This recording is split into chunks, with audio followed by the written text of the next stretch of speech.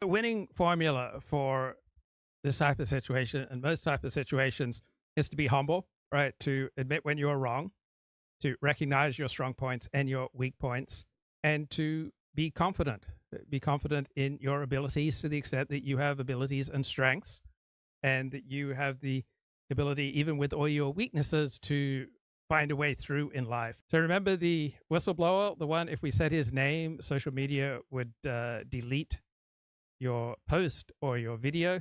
Well, Eric, the CIA guy who gave Democrats a premise for the first Trump impeachment, the one that even Liz Cheney voted against, and the Democrats insisted he remain anonymous. Now, with this election near, he talks to the Washington Post, gives his story, still very much wants to remain anonymous. And the Washington Post grants him anonymity. Why? Why does he deserve anonymity?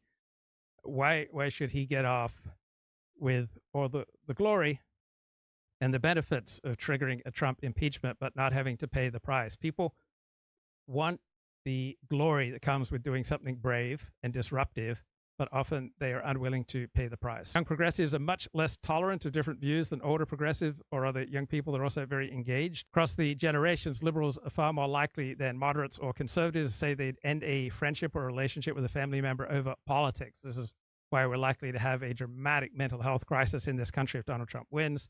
Compared to other generations, Gen Z and millennial liberals were more likely to say they'd sever ties with family or friends. Moderates were the group least likely to say they'd sever a friendship or a familiar tie over politics.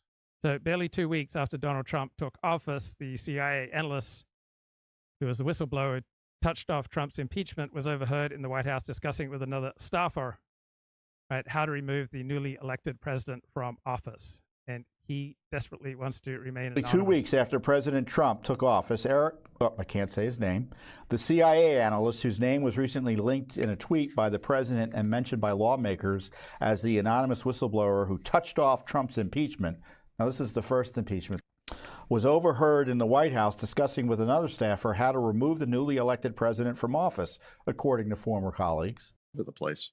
Absolutely. They're going to come for you. Do you really think so, David? Yeah, I do. I mean, look, I'm definitely... So why is Elon Musk so all in for Donald Trump? Because he sees dramatic downsides for his businesses if the Democrats occupy the presidency. Not at the top of the list. Elon's at the top of the list, right? Yeah, so he has no choice but to go all in. They're already doing lawfare against him. It's ridiculous. But I think the point is just that if they're not defeated, they're going to keep doing it because there's no downside for it.